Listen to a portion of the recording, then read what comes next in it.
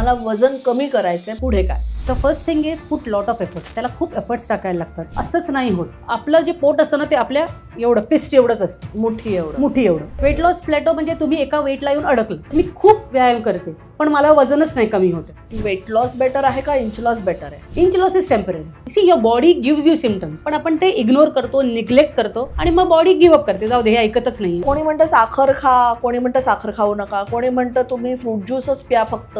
इतकं कन्फ्युजन आहे. तर what is the ideal diet? झोप खूप इम्पॉर्टंट आहे वेट लॉससाठी. जर तुम्ही कमी झोपत असाल, 4च तास झोपत असाल, 5च तास झोपत असाल, तर तुम्ही काही करून वेट लॉस होणार नाही. सो ज्यांना असं वाटतं की मी वेट लॉस करेन लायपोसक्शननी, even if you remove 10 litres of fat, 1 kilo पण वेट लॉस होत नाही. सी, जेव्हा तुम्ही उपाशी राहता ना तेव्हा तुमचं फॅट जास्त वाढतं. नाही ना, मी डाएटवर आहे, मी काही खाणार नाही, मी डाएटवर. Eat when you want to eat. तुम्हाला खावं असं वाटलं तर खा, गिल्ट नका घेऊ. पण लोकांना तुम्हाला खायला घालायचं म्हणून खाऊ नका. का बऱ्याच जणांना इटिंग डिसऑर्डर असतं आणि डिसऑर्डर्ड इटिंग असतं. म्हणजे दोघांमधला फरक? इटिंग डिसऑर्डर म्हणजे तुम्हाला पोटच भरत नाही, तुम्हाला कळतच नाही की तुम्ही एक्सेस खाताय. हा एक psychological problem. The best thing is पहिला हेल्थ चेकअप करून घ्या. जर खूप जास्त वजन असेल आणि इथे सगळं काळं झालं असेल, त्याला अकॅन्थोसिस नायग्रिकन्स म्हणतात. That is a starting of diabetes.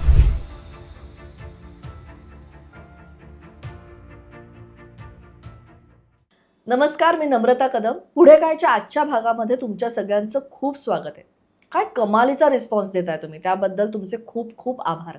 म्हणजे तुम्ही आम्हाला नवनवीन विषय आणण्यासाठी एक वेगळीच उमेद देताय.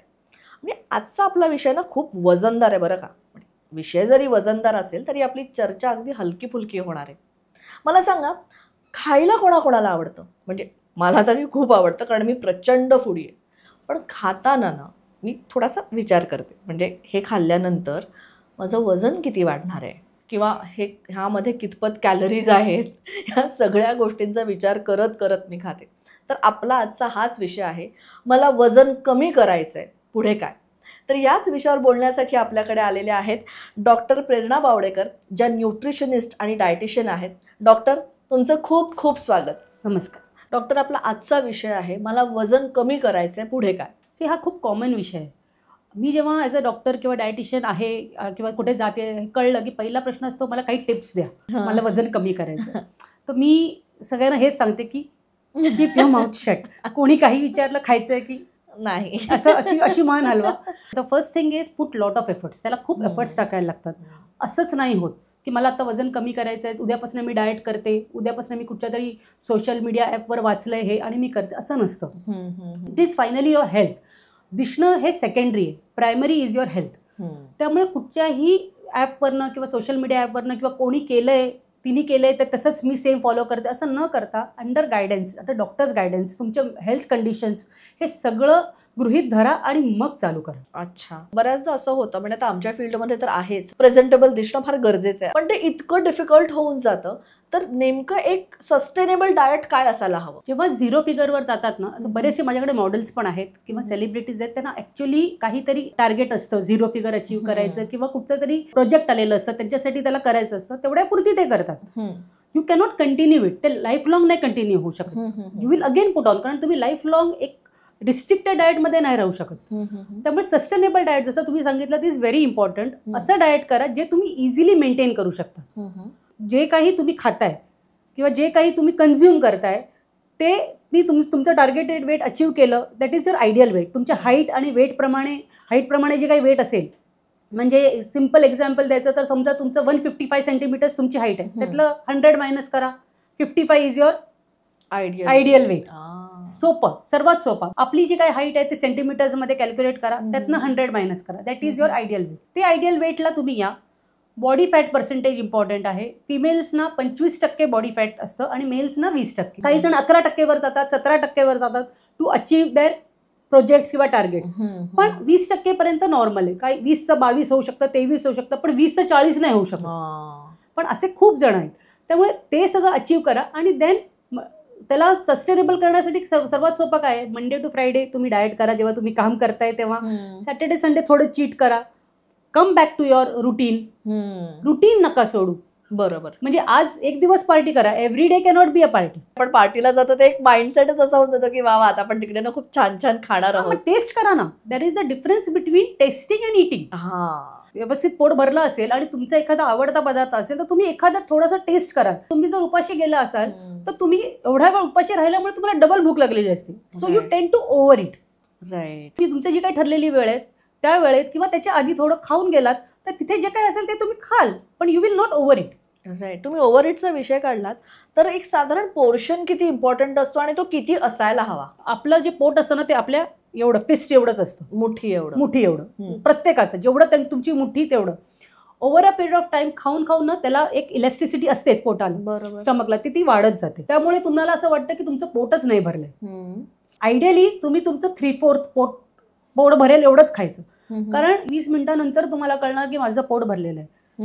मग तेव्हा तुम्हाला 20 मिनिटानंतर कळतं मी जास्त खाल्लेलं आहे. थोडासा उशीर झाला. तर स्लोली खा, एन्जॉय युअर फूड. त्याचं जी काही टेस्ट आहे ती एन्जॉय करा. हळूहळू खाऊन ती मजा घ्या आणि थांबा थोडा वेळ. बघा तुमचं पोट भरलंय की नाही भरलंय. नाही परत घ्या. एक पोर्शन पहिला ताटात घ्या, डबा घेऊन नका बसू. सर्वात इम्पॉर्टंट पोर्शन ताटात घ्या. तुम्हाला जे खायचं ते खा. बऱ्याच वेळांना काय होतं ना की परत जाऊन किचनमध्ये जाऊन घ्यायचा कंटाळ येतो. That is why they weight. तेवढंच कळलेलं असतं की पोट भरलंय खरं तर. मध्यंतरी एका डायटिशियनना मी कन्सल्ट केलं होतं तर त्यांनी मला सांगितलं लंचमध्ये ना तू 25 ग्रॅम तांदळाचा भात खा. जर तुला पोळी पण खायची असेल तर अर्धी पोळी आणि 12.5 ग्रॅम तांदळाचा भात खा. तर मला असं झालं की एवढंच का खायचंय मी. आणि त्यामुळे माझा माइंडसेट इतकं रिव्हर्स काम केलं माझ्या माइंडसेट. तर मग अशा वेळेला आपण काय करणं गरजेचं असतं? क्रेविंग आणि हंगर मध्ये खूप फरक आहे. पहिली गोष्ट म्हणजे craving is here and hunger is here. Okay, ही पहिली गोष्ट आपल्याला कळली पाहिजे. Second thing, as you correctly said की ते रिव्हर्स ऍक्ट करतं की जेव्हा आपल्याला कळतं की आपल्याला हे नाही करायचंय तर आपल्याला जास्त करावं असं वाटतं. म्हणजे माझ्याकडे जेव्हा पेशंट येतात तेव्हा मी त्यांना जेव्हा डाएट चार्ट देते ते सांगतात की हे तुम्ही खूप खायला दिलंय, मी एवढं खातच नाही.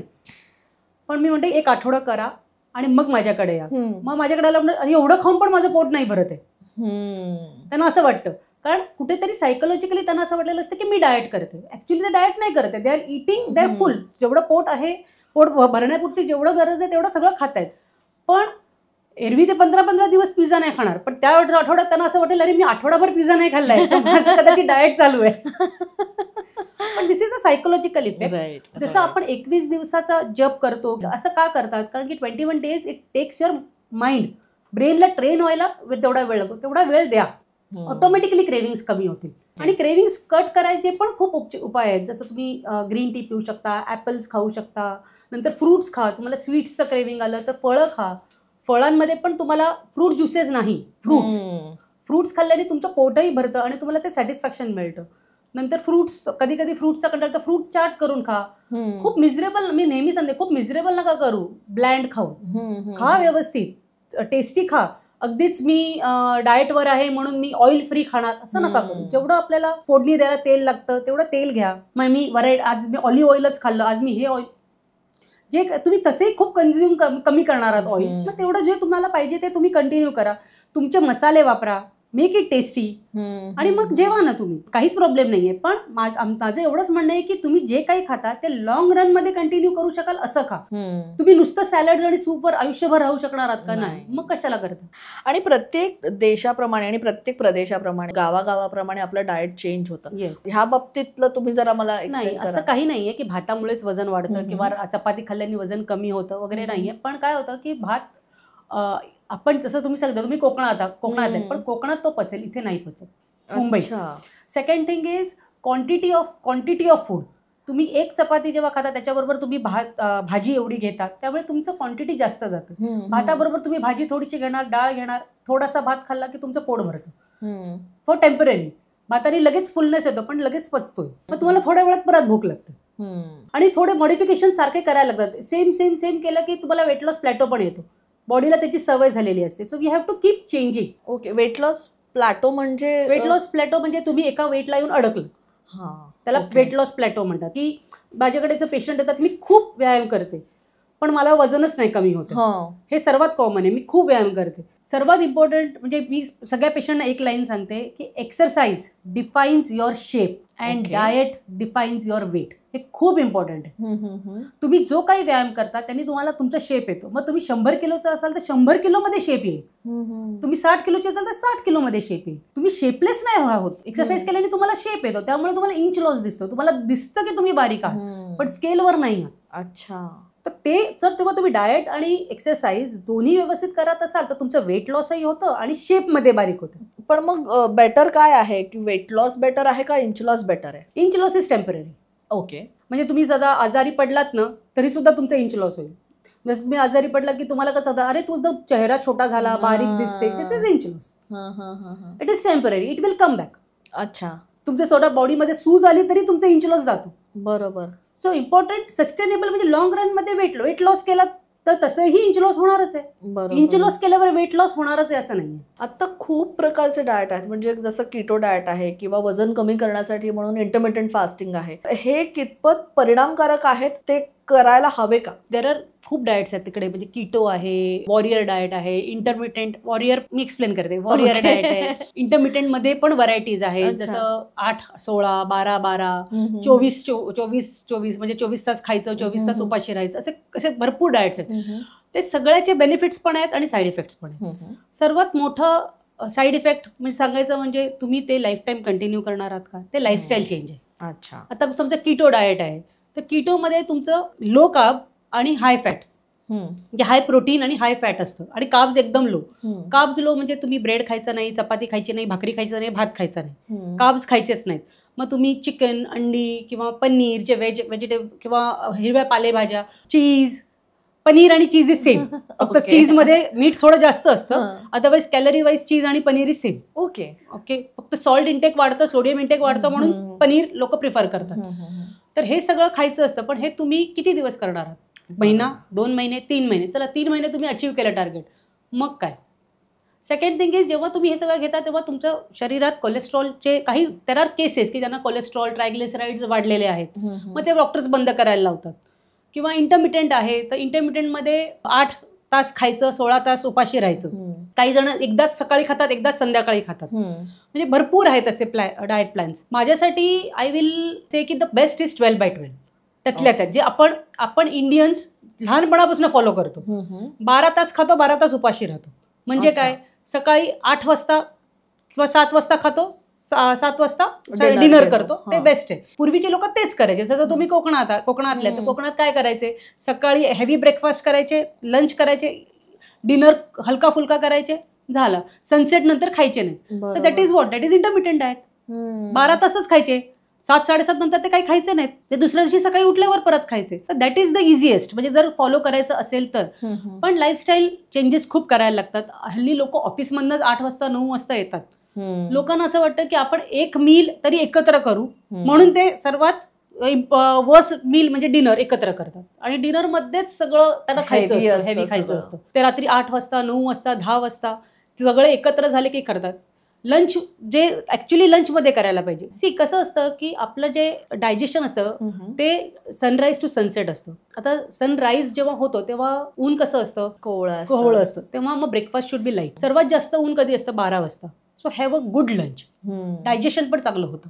सर्वात कमी कधी असतं, परत सनसेटच्या वेळेला, परत हलका फुलका, तर इझिली डायजेस्ट होतं. आणि एकदा तुम्ही ती सवय लावली ना की तुम्हाला त्याच वेळेला तेवढीच भूक लागणार तुम्हाला. तेव्हा मग डिनरच्या वेळेला जर तुम्ही हेवी खाल्लं तर तुम्हाला अनइझीनेस होईल. तुम्हाला ते समजा तुम्ही कुठे डिनरला गेलात आणि तुम्ही खूप हेवी खाल्लं असेल तर काय होतं, रात्री तुम्हाला ऍसिडिटी होते, मला अनइझीनेस होतोय, मला काय. तेच तुम्ही लंच हेवी केलं तर काय होतं की तुम्हाला झोप येते. ते डिनरला नाही, डिनरला तुम्हाला अनइझीनेस होतं कारण डायजेशन नाही. सो तुम्ही see your body gives you symptoms. तुम्हाला बॉडी सांगत असते की तुम्हाला काय होतंय, पण आपण ते इग्नोर करतो, निग्लेक्ट करतो आणि मग बॉडी गिव्ह अप करते. जाऊ दे, हे ऐकतच नाही, जरा पाहिजे ते करू दे, भोग आपल्या कर्माची फळं. राईट. आणि ना बऱ्याचदा असंही होतं की आपल्याला नाना प्रकारचे डाएट्स मिळत असतात. म्हणजे आता गुगलवर फॉर एक्झाम्पल हा इतका कॉमन विषय आहे की काहीही झालं की आपण गुगलवर जातो आणि गुगलवर जर का फक्त वेट लॉस म्हणजे W टाईप केलं तरी पण वेट लॉस असं येईल कदाचित. इतका हा कॉमन आहे आणि त्याच्या अनुषंगाने आपल्याला तेवढे ऑप्शन्स पण येतात. कोणी म्हणतं साखर खा, कोणी म्हणतं साखर खाऊ नका, कोणी म्हणतं तुम्ही फ्रूट ज्यूसच प्या फक्त, कोणी म्हणतं नाही फ्रूट ज्यूस पिऊ नका.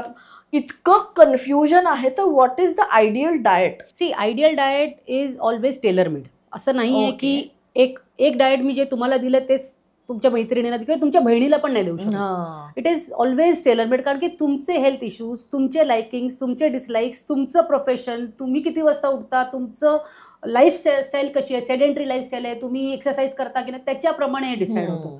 Second thing, Google is a informative centre. It is not a medical site. आज जर मी टाकलं की मी 1 किलो भात खाल्ला, रोज 1 किलो भात खाते आणि मी वेट लॉस केला, तर उद्यापासून तुम्ही 1 किलो भात खायला लागेल, असं नसतं. It is not like that. It is a informative centre. तुम्ही जे काही इन्फॉर्मेशन त्याला सांगणार ते तुम्हाला देणार. परत त्यांनी कुठेही क्लेम केलेलं नाहीये की हे तुम्ही केलं नाही. हे it is not a medical site. इथे डॉक्टर्स बसलेले आहेत, हेल्थ प्रोव्हायडर्स आहेत, तुम्ही त्यांना कन्सल्ट करा. तुमचं हेल्थ चेकअप करून तुम्हाला काही सप्लिमेंट्सची गरज आहे का. काही वेळेला तुम्हाला फक्त व्हिटॅमिन डी लो असल्यामुळे पण तुम्हाला तुमचं बॉडी वेट लॉस होत नाहीये, असंही असतं. पण तुम्हाला सप्लिमेंट्स घ्यायला लागतात. म्हणजे माझ्याकडे असेही पेशंट येतात जे सांगतात की मला मेडिसिन नका देऊ. हो, हे मेडिसिन नाहीये, हे सप्लिमेंट आहेत. आता तुमच्या शरीरात जर रक्त बनत नसेल, हिमोग्लोबिन कमी असेल, तर तुम्ही आयन घेता, तर घ्यायलाच लागतं. तुम्ही म्हणाल की मला खायला द्या, तर 1 आयनची गोळी इज इक्वल टू 3 किलो पालक. तुम्हाला ते डायजेस्ट होणार आहे का? नाही होणार आहे. तुम्ही ते कसं डायजेस्ट करणार? तुम्हाला ते लूज मोशन्स होतील 3 किलो पालक खाल्लं. सेकंड थिंग, की ते खाऊन पण ते ऍब्झॉर्ब व्हायला पाहिजे ना. बरोबर. ते जे सप्लिमेंट्स बनवलेले असतात ते त्यासाठीच केलेले असतात की ते इझिली ऍब्झॉर्ब व्हावे. तर व्हिटॅमिन डी, हिमोग्लोबिनसाठी आयर्न सप्लिमेंट्स, नंतर व्हिटॅमिन B12, हे सगळे सप्लिमेंट्स खूप इम्पॉर्टंट आहेत वेट लॉससाठी. जर तुम्ही ते घेत नसाल तर तरी सुद्धा तुमचं वेट अडकतं. असं नाहीये की फक्त एक्सरसाइज आणि डाएट हेच 1-2 मेजर की प्रोडक्ट्स नाहीयेत. तुमचे बाकीचेही असतात. तुम्हाला समजा बाकी हेल्थ इश्यूज आहेत, काही तुम्ही मेडिकेशनवर आहात, तुम्हाला अर्थरायटिस आहे, तुम्ही मेडिसिन्स घेत आहे, तुम्हाला दुसरे काही प्रॉब्लेम्स आहेत, तुम्ही अँटीबायोटिक्सवर चालू आहे किंवा अजून काही अँटी इन्फ्लॅमेटरी मेडिसिन चालू आहेत, त्याच्यामुळे तुमच्या शरीरात सूज आहे कशामुळे तरी किंवा काही प्रॉब्लेम्स असू शकतात. तर पहिलं तेही ऍड्रेस करणं खूप इम्पॉर्टंट आहे. This all factors together come and then gives you result. Okay. Metabolism बद्दल तुम्ही काय सांगाल? See, metabolism gives you energy. Energy काय करतं, तुमचं जे डेली तुमचे 24 तासात तुम्ही जे काही करता ना, त्याला एनर्जी लागते. That is required for your body. आणि मेटाबॉलिझम इम्प्रूव्ह करणं म्हणजे काय, की तुमच्या शरीरात जी काही एनर्जी आहे ती युज करणं. तुम्ही समजा आता बसलात तरी तुम्ही समजा अप्रॉक्सिमेटली 30 कॅलरीज पर आवर तुमचं बर्न होत आहे. ओके. तुमचं मेटाबॉलिझम इम्प्रूव्ह होणं म्हणजे काय, की हे 30 कॅलरीज ऑटोमॅटिकली 40 कॅलरीज होतात. There are ways of improving metabolism. Okay. There are ways की ज्यांचं मेटाबॉलिझम नॉर्मलीच हाय आहे, काही जणांचं मेटाबॉलिझम नॉर्मलीच लो आहे. लो मेटाबॉलिझम असेल तर स्लो असेल मेटाबॉलिझम तर तुमचं वेट गेन होतं. हाय असेल तर वेट लॉस होतं. म्हणजे तुम्हाला असेही लोक भेटतील की जे मी किती खाल्लं तरी माझं वेट वाढतच नाही, त्याचं metabolism is hi. So that is normal. That is there body tendency. मग जसं तुम्ही तुमचं मेटाबॉलिझम बूस्ट करायचं असेल तर ब्रेकफास्ट मिस नका करू. Take proper rest. झोप खूप इम्पॉर्टंट आहे वेट लॉस साठी. जर तुम्ही कमी झोपत असाल, 4 तास झोपत असाल, 5 तास झोपत असाल, तर तुम्ही काही करून वेट लॉस होणार नाही. बॉडीला सूज राहील. वॉटर इनटेक खूप इम्पॉर्टंट आहे. आपल्या शरीरात कमीत कमी 70 to 80% पाणीच आहे. बरोबर. रक्त आपल्याला वाटतं की एवढं रक्त आहे. It is not that. It is more water. तर पाणी जर तुम्ही नाही प्यायला तर शरीरात जर वॉटर इनटेक नसेल, तुम्हाला अगेन वेट लॉस होणार नाही. मेटाबॉलिझम स्लो होईल. झोप इम्पॉर्टंट आहे. एक्सरसाइज रेग्युलरली करा. मिक्स एक्सरसाइज करा, जसं कार्डिओ करता, योगा करता, HIIT म्हणजे हाय इंटेन्सिटी ते करा, वेट ट्रेनिंग करा. ह्याचा एक बॅलन्स करा. मी रोज फक्त धावतो असं नका करू. मी रोज, माझ्याकडे पेशंट येतात सांगतात मी रोज अर्धा तास चालतो. ती फिजिकल ऍक्टिव्हिटी आहे, ती एक्सरसाइज नाहीये. That is good for your heart. त्याला कार्डिओ का म्हणतात? Cardio is what? Cardiac is what? हार्टसाठी येते. मग तेही इम्पॉर्टंट आहे. पण that is not an form of exercise. That is important. ती चांगली गोष्ट आहे. म्हणजे उद्यापासून तुम्ही आता हे एक्सरसाइज नाही मग मी नाही करत असं नाहीये. ते सुद्धा महत्वाचं. तेही इम्पॉर्टंट आहे. म्हणजे तुम्ही जर तुमच्या जिम मध्ये गेलात तर जिम मध्ये पहिला तुम्हाला सांगतात 15 मिनिटं वॉक करा. बरोबर. तुमचा हार्ट रेट व्यवस्थित होऊ दे, कार्डिओ होऊ दे. एकदम सडनली वेट्सवर गेला तर तुम्हाला हार्टला प्रॉब्लेम्स येतात. म्हणजे असे भरपूर एपिसोड्स बघितलेत लोकांचे की जे लोक एक्सरसाइज करताना त्यांना हार्ट अटॅक आलेत. It is because of that. कुठेतरी त्यांना बॅलन्स करता आलं पाहिजे. बॅलन्स करा. सगळं मला फक्त वेट ट्रेनिंग करायचं असं नाही होत. सगळे व्यायाम करायला पाहिजे आणि बॅलन्स करा. तुम्हाला हळूहळू कळेल की मला हा व्यायाम जास्त सूट होतो आणि हा कमी सूट होतो. पण ग्रॅज्युअली त्याला ब्रेक्स देत जा, इंटरव्हल्स देत जा. म्हणजे आता तुम्ही रेग्युलरली फक्त वेट ट्रेनिंग करता असं नका करू. मग वेट ट्रेनिंग करा, कार्डिओ करा, HIIT करा, योगा करा, मेडिटेशन करा. हे सगळं keep a balance of everything. Don't go in extreme. Either मी खूप करणार, काही तर नाहीच करणार. पण मग प्रत्येकाने एक आयडियली किती वेळ व्यायाम करणार? कारण का ना तो एक रेशो पण डिस्कस केला जातो की तुला मी सांगू का, खरं तर व्यायाम 80% असतो, डाएट 20% असतो. तर एक्झॅक्टली काय तो रेशो असणं गरजेचं आहे? सी, 70 to 80% डाएट असतं, 20% एक्सरसाइज असते. जसं मी सांगितलं, exercise gives you good shape. एक्सरसाइजचे पण खूप फायदे आहेत. जसं एक्सरसाइज केल्याने तुमची स्किन टाईट राहते, टोनिंग चांगलं होतं, तुम्हाला जे वेट लॉस झाल्यावर स्किन सॅग होते ते नाहीच होत, कारण तुम्ही आधीपासूनच एक्सरसाइज करताय. स्किनला पण खूप फरक पडतो. तुम्ही एनर्जी लेवल्स तुमचे खूप चांगले असतात. तुम्ही जर रोज एक्सरसाइज करत असाल तर तुम्हाला असं वाटेल की मला थकवा कमी येतो.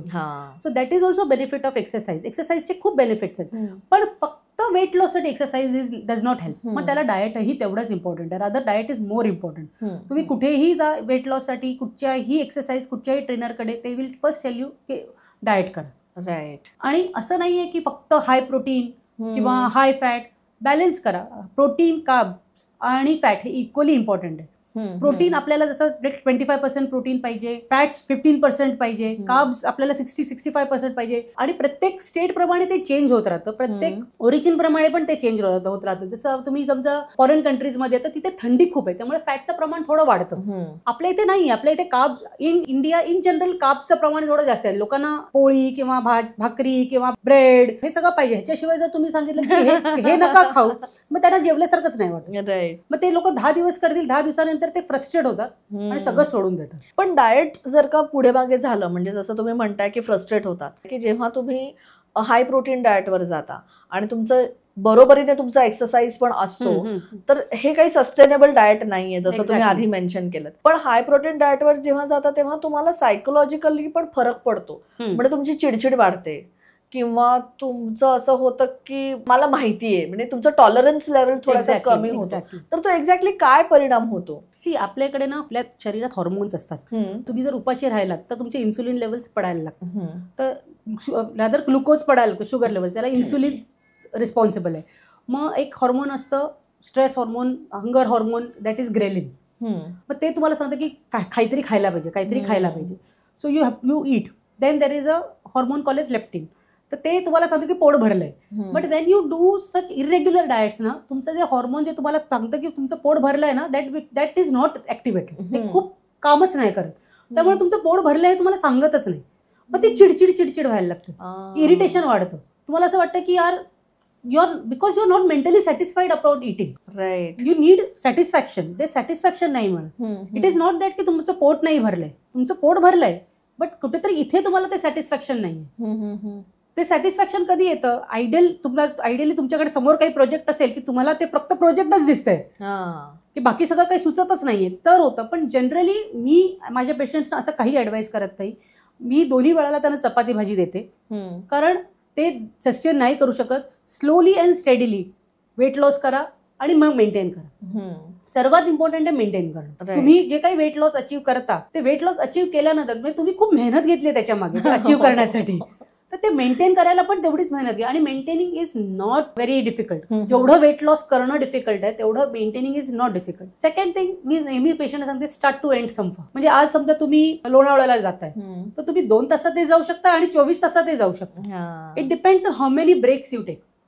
तसं तुम्ही जर एखादं सुरू केलंय ना, तर ते पटापट संपवा, तर त्यांनी तुम्हालाही मजा येईल. नाही तर काय होईल, तुम्हाला असं वाटतं की तुम्ही डाएट करताय, मला माहिती आहे की तुम्ही नाही करत आहे. कारण तुमच्या मध्ये मध्ये खूप चीट मील्स होत आहेत. पण तुम्हाला असं वाटतं की यार मी अख्खा आठवडा केला पण मी एकच खाल्लं, पण see it is on your body. मी काहीच करू शकत नाही. मी करून जर तुमचं कमी होत असेल तर मला काय प्रॉब्लेम आहे? Your body is not mathematics. 1+1 नाहीये. बरोबर. फिजिक्स, केमिस्ट्री, बायोलॉजी येते, सगळं आहे. त्यामुळे त्याला तुम्ही काउंट नका करू. म्हणजे माझ्याकडे असेही पेशंट येतात, सांगतात की मी ना 100 कॅलरीजचे फक्त वेफर्स खाल्ले. म्हणजे ऍक्च्युअली काउंट करतात. मी म्हटलं मग त्यापेक्षा 150 कॅलरीचं केळं खाल्लं असतं, चाललं असतं, ते डायजेस्ट झालं असतं. म्हणजे don't count your calories in it. Calorie डेफिसिटला जायला पाहिजे. ऑफकोर्स कॅलरी डेफिसिट म्हणजे काय, आता समजा तुमची बॉडी 1800 कॅलरीज कंझ्युम, म्हणजे एनर्जी गरज आहे तुमच्या डेली ऍक्टिव्हिटीसाठी, तर मग आम्ही 100 कॅलरी कमी करतो. I will give you food of 1700 calorie. मग ते हळूहळू कॅलरी डेफिसिटवर जाऊन मग तुमच्या ते कॅलरी डेफिसिटमुळे तुमचं वेट लॉस होतं. पण कॅलरी डेफिसिटचा अर्थ हा नाहीये की तुम्ही जंक फूड खाल, त्या 1700 कॅलरीजचे मी वेफर्सच खाईल. नाही, you have to eat healthy. Options healthy काढा. हेल्दी ऑप्शन्स असतात आणि जे घरी बनवलेले असतात तेच खा. तुम्ही नका अननेसेसरी मी आज ओट्सचं बिस्किट खाल्लं, मी आज हे नको. तुम्ही घरी खा ना प्रॉपर चपाती भाजी. तुम्ही ते लोक मेजर मील्स मिस करतात. ब्रेकफास्ट नाही खाणार, लंच नाही खाणार, डिनर नाही खाणार आणि मधल्या मध्ये मंचिंग करणार. बऱ्याचदा ना वेगवेगळ्या प्रकारचे क्रेविंग्स होतात. म्हणजे स्पेशली बायकांना जेव्हा पिरियड्स यायचे असतात तर बऱ्याचशा बायकांना असं होतं की आठवडाभर आधीपासून किंवा एक 10 दिवस आधीपासून क्रेविंग सुरू होतात. त्यावेळेला जर का खाल्लं तर वजनामध्ये खरंच फरक पडतो का, किंवा ह्या क्रेविंग्सला काय इम्पॉर्टन्स आहे? जसं मी आधी सांगितलं की हॉर्मोन्स जे आहेत it plays a very important role. तर पिरियड्सच्या वेळेला किंवा PMS म्हणतो आम्ही त्याला, त्यावेळेला हॉर्मोनल इम्बॅलन्स होतो थोडाफार आणि त्यामुळे तुम्हाला क्रेविंग्स येतं. तर ते क्रेविंग्सला ऑप्शन्स काढायचे. जसं तुम्हाला आता समजा सॉल्टचं क्रेविंग आहे तर मग तुम्ही फ्रूट चाट करा, तुमचं सॉल्ट क्रेविंग कमी होईल. स्वीट असेल तर एखादा डार्क चॉकलेटचा एकच पीस खा, don't eat too much. Dark चॉकलेटने तुमचं स्वीटचं क्रेविंग कमी होतं. किंवा फ्रुट्सनी वेगळे वेगळे फ्रुट्स खा, जसं स्ट्रॉबेरीज खा, किवी आहे, आंबट खावंसं वाटलं तर किवी आहे, ऑरेंज आहे, ऍपल, पेर, संत्र, मोसंबी, कलिंगड, हे सगळे फ्रुट्स आहेत, त्याचं मिक्स करा आणि ते खा. टेम्पररी क्रेविंग निघून जातं. एकदा ते क्रेविंग निघून गेलं ना की मग परत it will not come back. So whenever you have craving you first find healthy options नाही. आणि ते it is a temporary craving. तुम्ही समजा अर्धा तास थांबलात ना आणि तुम्हाला समजा पावभाजी नसेल अवेलेबल तर अर्धा तासात ते क्रेविंग निघूनही जाईल. हे पण होतं. It is a craving. तसं म्हणून सांगितलं ना की वी हॅव टू अंडरस्टँड की आपल्याला कळलं पाहिजे की हा डिफरन्स क्रेविंग आणि भूक कंट्रोल करायची नाही, क्रेविंग्स कंट्रोल करायची. राईट. आणि आता आपल्याकडे खूप नुस्खे आलेले आहेत की ज्याच्यामध्ये असं म्हणा की तुम्ही जिरा वॉटर प्या किंवा सिनेमन वॉटर प्या किंवा मेथीचं पाणी प्या तर ते वजन कमी होईल, किंवा लिंबू आणखी मधाचं पाणी प्या सकाळी सकाळी. तर ह्यामध्ये कितपत तथ्य? हे बेनिफिट्स आहेतच.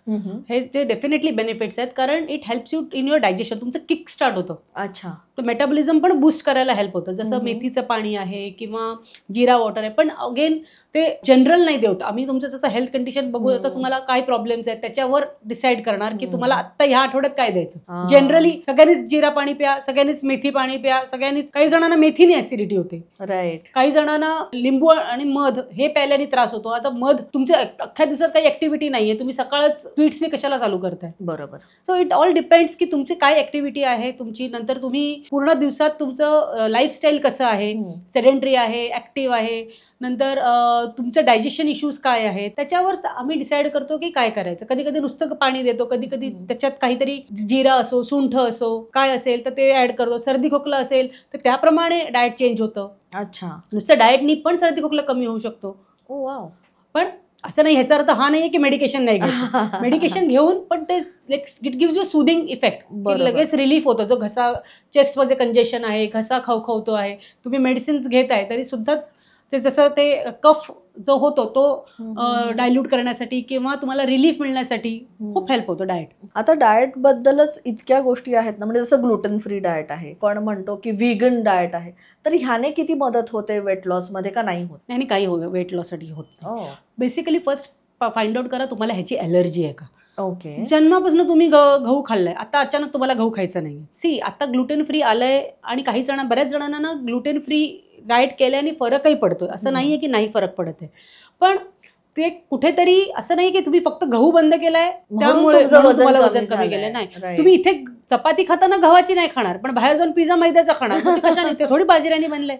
एक्झॅक्टली. तर असं काही नाहीये की तुम्ही ते ग्लुटेन फ्री, फक्त ग्लुटेन फ्री केल्यामुळे तुम्ही काय होता, तुम्ही हे बाहेरचं मैद्याचे प्रोडक्ट्स पण बंद करता. बरोबर.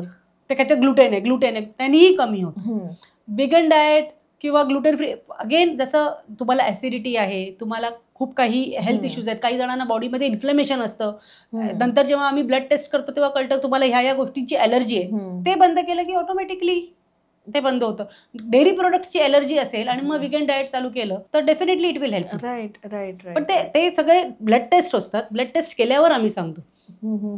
पण मग मी समजा तुम्ही गुगलवर टाकलं तर तुम्ही काय टाकणार, मी विगन चालू केलं त्याच्यामुळे माझं वेट लॉस झालं. यू विल नॉट से, तुम्ही सांगणार नाहीत की मी आधी हेल्थ चेकअप केला, माझ्यात हे प्रॉब्लेम झाले म्हणून डॉक्टरनी ऍडवाइस केलं. बरोबर बरोबर. Information has to be given in a right वे.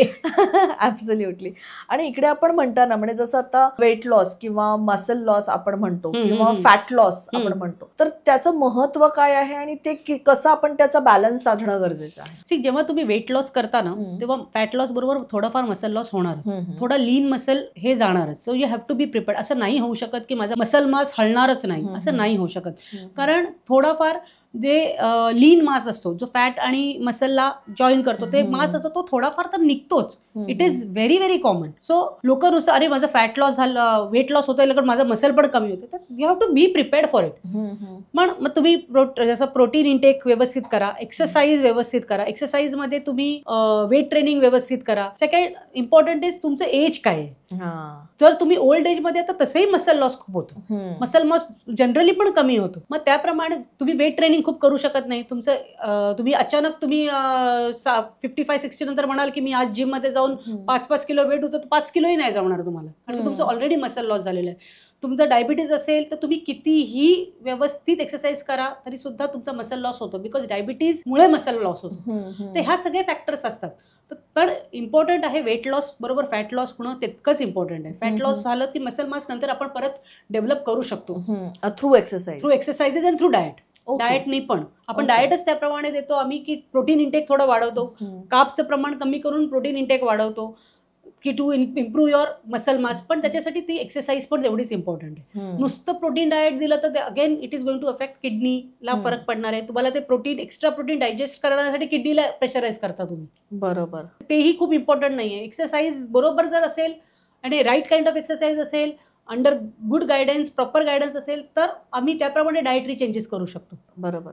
आता मार्केटमध्ये अनेक औषधं आलेली आहेत वेट लॉससाठी, म्हणजे क्विक वेट लॉस, म्हणजे मी फलाना औषध घेते, डिझॉल्वेबल औषधं घेते आणि त्याने माझा छान वेट लॉस होतोय. अशा ॲडव्हर्टिजमेंट आपण खूप वेगवेगळ्या प्रमाणात आणि वेगवेगळ्या ठिकाणी बघतोय. तर ते खरंच परिणामकारक आहे का, आणि जर आहेत तर त्याचे साईड इफेक्ट्स काही आहेत का? ते सगळे औषधं परिणामकारक आहेत. बरं. देर आर पेशंट्स ज्यांचं BMI आपण जे म्हणतो ते इतकं हाय आहे की ते आपण वेट लॉस नॉर्मली ते करू शकत नाही. काही जणांना डॉक्टर सर्जरी सजेस्ट करतात, कारण की त्यांना नॅचरली करताच येत, त्यांनी इतकं वाढवलेलं असतं की त्यांना नॅचरली करताच येत नाही. Second thing is age. परत समजा तुमचं एज जास्त आहे तर ते नॅचरली वेट लॉस करायला खूप वेळ लागतो. जास्त म्हणजे त्याचं काय? अबाव 45-50. कारण की तुमचं जसं प्युबर्टी आहे तसंच मेनोपॉज पण आहे. जसं फिमेल्सना मेनोपॉज होतं तसं मेल्सना अँड्रोपॉज होतं. असं नाहीये की फिमेल्सना फक्त त्रास होतो, मेल्सनाही होतो. त्या एजमध्ये वेट लॉसचं प्रमाण कमी होतं, म्हणजे फास्ट तेवढं होत नाही, कारण की हॉर्मोनल चेंजेस होत असतात. आणि त्यावेळेला खूप additional health conditions, medical conditions पण व्हायचे चान्सेस असतात बिकॉज ऑफ वेट गेन. मग तुम्हाला ब्लड प्रेशर, हायपरटेन्शन आहे, डायबिटीज आहे, हे सगळे कॉम्प्लिकेशन्स अजून वाढतात. मग तेव्हा डॉक्टर्स किंवा लिव्हरला सूज आहे, फॅटी लिव्हर आहे, मग डॉक्टर्स त्यावेळेला बरेचसे डॉक्टर्स तुम्हाला मेडिकेशनवर टाकतात टू लूज सम वेट. आणि त्याच्याबरोबर ऑफकोर्स मेडिकेशननी नाही होत, डाएट आणि एक्सरसाइजही करायला सांगतात. त्यांनीच तुमचं it is a combination of everything. But please जाऊन स्वतःचं डोकं लावून नका घेऊ. It is very very risky. तुम्हाला माहिती नाहीये तुमच्या कुठच्या ऑर्गनला इफेक्ट करेल. Right. Take it under doctors guidance. Doctors तुम्हाला सांगतील. डॉक्टर्स असं नाहीये की तुम्हाला सगळेच डॉक्टर सांगतात की घेऊ नका. गरज असेल तर आम्ही सांगू तुम्हाला. We will tell you which is good for you and which is not good for you. तुमचे हेल्थ कंडिशन्स बघू, तुम्हाला काय काय प्रॉब्लेम्स आहेत ते चेक करू, तुमचे सगळे ब्लड रिपोर्ट्स करू आणि त्याच्यानंतर आम्ही तुम्हाला सांगू. तर जस्ट तुम्हाला असं वाटतं म्हणून जाऊन घेऊ नका. It is very risky. याच बरोबरीने आणखीन एक खूप जास्त फॅड आपण असं म्हणू शकतो, किंवा एक ट्रेंडिंग असं आपण म्हणू शकतो लोकांमध्ये, की हल्ली लोक खूप लिपोसक्शन सर्जरीजकडे जातात जर का त्यांचं वेट असेल जास्त. किंवा मी बऱ्याच ठिकाणी असंही ऐकलंय की तुम्हाला 6 पॅक सर्जरी वगैरे पण करून मिळते. तर व्हॉट इज इट, आणखीन ते म्हणजे लॉंग टर्म साठी ते कितपत सेफ आहे? लायपोसक्शन इज व्हेरी सेफ. बेसिकली काय करतात, it targets your one part, body part. समजा आता तुमचं पोटाकडनं लायपोसक्शन पोटाला करायचं आहे, तर काय करतात, तुमच्या ते फॅट सेल्स जे आहेत ना ते काढतात. It fat is in the form of liquid, ते लिटर्समध्ये निघतं. तर ते फॅट सेल्स काढतात. फॅट सेल्स काढतात म्हणजे काय करतात, सगळे फॅट सेल्स कधीच निघत नाही. समजा तुमचे 100 असतील तर 100 मधले 90 निघतील, पण ते 10 तर राहतात. So you tend to get immediately lean look. तुमचं वेट अर्धा किलो पण कमी होत नाही लायपोसक्शननी. सो ज्यांना असं वाटतं की मी वेट लॉस करेन लायपोसक्शननी, even if you remove 10 litres of fat, 1 kilo पण वेट लॉस होत नाही, इंच लॉस होतो. तुम्ही बारीक तो जो पार्ट आहे तो एकदम आत जातो. समजा ज्यांना असं खूप मोठं पोट आहे दॅट विल बिकम फ्लॅट. पण समजा ते 10 सेल्स उरलेत, तुम्ही जर डाएट नाही केलं, तुम्ही जर मेंटेन नाही केलं, ते 10 विल मल्टिप्लाय इंटू 100 अगेन. बरोबर. So anything you do you have to maintain. बरोबर. म्हणजे मेहनतीला पर्याय नाहीये. एफर्ट्स तुम्हाला टाकायलाच लागतील. जे काही तुम्ही केलंय, जे काही तुम्ही अचीव्ह केलंय, दुसरं लायपोसक्शन केलं किंवा तुम्ही जसं अजून काही सर्जरीज असतात, तसं त्याला बॅरेटिक सर्जरीज म्हणतात. बॅरेटिक सर्जरीज म्हणजे काय की बॅरेटिक सर्जरीला पोटाचा साईज कमी करतात. पोटाचा साईज कमी करतात. सो आपण जे कुपोषण म्हणतो ना, ते आर्टिफिशियल कुपोषण आम्ही आणलं जातं. पोटच तुमचं जर कमी केलं तुम्ही खाणारच नाही. सो ते कुपोषण तयार केलेलं असतं. मग तुम्ही जर खाऊ शकला नाही, तुम्ही आता एक एवढा 100 ml पाणी पण एका वेळेला नाही पिताय पेशंटनं, मग तुम्हाला थोडं थोडं प्यायला लागतं. मग जर तुम्ही कुपोषित असाल तर काय करायला लागतं, सप्लिमेंट्स द्यायला लागतात. Healthy soups, healthy juices, vegetable juices त्या प्रमाणात थोडं थोडं दर 1-1 तासांनी 2 तासांनी जसं लहान मुलांना खायला घालतो तसं करायला लागतं. पण त्याचे साईड इफेक्ट्स पण खूप आहेत. तुम्हाला खूप जास्त स्वतःची काळजी घ्यायला लागते. तुम्हाला स्वतःला ताकदच नसते काळजी घ्यायला. There has to be somebody. लहान बाळासारखं सांभाळून ठेवायला लागतं, कारण त्यात प्रचंड मसल लॉस होतं. पण मग हा आयुष्यभराची ही काळजी असते का? इनिशियली असते, नंतर बॉडीला सवय होते ना. राईट. मग नंतर परत त्याला इलेस्टिसिटी आहे त्या स्टमकला, परत तर स्टमक वाढूच शकतं. बरोबर बरोबर. मग परत ते असं नाही की बॅरेटिक सर्जरीज फेल होत नाहीत. परत तुम्ही खायला लागलं तर परत ते हे होतं. पण तुमचं समजा पेशंट असेल 180 किलो 170 किलो तर ते पटकन बारीक होतं. बऱ्याचदा म्हणजे तुमच्याकडे काही पेशंट्स येतात तर त्यांचा साधारण माइंडसेट काय असतो वेट लॉसला घेऊन? पेशंट जेव्हा येतात ना तेव्हा त्यांचे ना बऱ्याच जणांचे टार्गेट्स असतात. यंग टीनएजर्स असतात, तर त्या लोकांना असं असतं की they want to look good. सर्वात इम्पॉर्टंट. जे मिडल एज असतात त्या लोकांना हेल्थ कंडिशन्स डॉक्टरनी सांगितलेले असतात आणि डॉक्टरने सांगितलं असतं की वेट कमी करा तर तुमचं मेडिकेशन अवॉइड करता येईल. राईट. जे ओल्ड एज असतात त्यांचं 90% जे केसेस माझ्याकडे येतात त्यांचं असतं की नी रिप्लेसमेंट करायला सांगितली आहे डॉक्टरनी. जर वजन कमी केलं तर नी रिप्लेसमेंट आपण पोस्टपोन करू शकतो किंवा अवॉइड करू शकतो. फार कमी लोक असतात ज्यांना इन जनरल अशी जाणीव होते की माझं वजन वाढलंय आणि मला कमी करायचंय. पण जसं हिस्टेक्टॉमी झालं म्हणजे गर्भाशय काढून टाकला किंवा ज्यांचे पिरियड्स येणं बंद होतं, मेनोपॉज, त्यावेळेला नंतर बऱ्याचशा बायकांना असं जाणवतं की त्यांचं सडनली वेट गेन झालेलं आहे. तो फेज मधल्या बायका भरपूर येतात. किंवा इव्हन मेल्स जे आहेत ज्यांचं अचानक बेली फॅट वाढलंय, त्यांना त्रास व्हायला लागलाय चालायला फिरायला, स्टेप्स चढताना त्यांना दम लागतो. मग ते डॉक्टरकडे जातात. डॉक्टर त्यांना सांगतात की हे जे त्रास आहे ते पोटामुळे आहेत, वेट कमी करा, ऑटोमॅटिकली कमी होतील. तर अशा कंडिशन्समध्ये जास्त पेशंट येतात. अनलेस अंटिल तुम्हाला तुमचं बॉडी सांगत नाही ना तोपर्यंत तो येत नाही. आता तुम्ही जर सांगता की अनलेस कोणाची तरी काहीतरी कंडिशन येते, म्हणजे हेल्थ कंडिशन येते, जसं शुगर आहे किंवा कोलेस्ट्रॉल आहे, ते झालं तरच तुम्ही वेट लॉस करण्याच्या मागे धावता. बरोबर माइंडसेट, आपल्या एक मानसिक तयारी जी बरोबर असायला हवी, ती आयडियल काय असायला हवी? सर्वात इम्पॉर्टंट आहे की आपल्याला असं वाटलं पाहिजे की आपण हेल्दी राहावं. सर्वात इम्पॉर्टंट आहे. लुक्स मी कायम म्हणते looks is secondary, it is a by product. तुम्हाला त्याच्याबरोबर ऑटोमॅटिकली येणार, त्याच्यासाठी तुम्हाला मेहनत करायची गरजच नाही. काही जणांच्या पॅरेंट्सना 40-50लाच प्रॉब्लेम सुरू होतात, काही जणांना तर ॲट अर्ली एज. तर त्या मुलांनी किंवा त्या लोकांनी कायम लक्षात ठेवायचं की हे सगळं मला येणारच आहे, जेनेटिकली पॉसिबिलिटी आहेच, जाऊ दे येणारच आहे, आई बाबांकडनं तर मरू दे, आता राहू दे तसंच, काय करू शकतो आपण, असं म्हणून शांत राहायचं. किंवा हे व्हायचे चान्सेस मला जास्त आहेत लोकांपेक्षा, तर माइट एज वेल मी आत्तापासूनच माझी काळजी घेतो सो दॅट हे होऊ नये. बरोबर. जर तुम्ही लक्षात ठेवलं तर ऑटोमॅटिकली तुम्ही तुमच्या हेल्थकडे लक्ष ठेवा. तुम्ही जेनेटिक्सचा विषय काढलात, माझ्या घरातच आहे ओबेसिटी, तर मला येणारच आहे, तर ह्या जेनेटिक्सचा किती फरक पडतो एक, आणि दुसरं म्हणजे ह्याला आपण कंट्रोल करू शकतो का विथ डाएट आणि व्यायाम? Obesity is not genetic.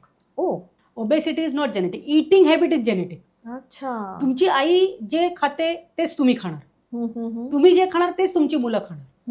That is genetic. Obesity is not genetic. हे लोकांना असं वाटतं की माझे आई वडील जाडे आहेत म्हणून मी जाड, असं नाही. ते लोक ते खातात म्हणूनच. आता मी जर पहिल्यापासून सॅलड खाते, समजा माझं लंचमध्ये सॅलड आहेच, तर माझ्या मुलाला ते दिसतंय की आई लंच चालू करताना ते सॅलड खाते, म्हणजे that is a part of the meal. मग तोही ते खाणार. जर डिनरमध्ये आधी सूप प्यायचं, त्याच्यानंतर तुम्ही तुमचं मील चालू होतं, तर त्याला ती सवय झाली आहे, मग ते तसं खाणार. मीच त्याला संध्याकाळची भूक लागली तर मीच मॅगी करून दिलं, पोटॅटो चिप्स करून दिले, फ्राईज करून दिले, तर मग त्याला त्याची सवय लागणार. बरोबर. जसे आपण संस्कार देतो ना, तेच संस्कार आपण खाण्यापिण्यातही देतो. पण मग जनरली असंही म्हटलं जातं की मी काही फार खात नाही म्हणे, किंवा मी हवा खाल्ले तरी मी जाड होते किंवा माझ्या ती अंगाला लागते.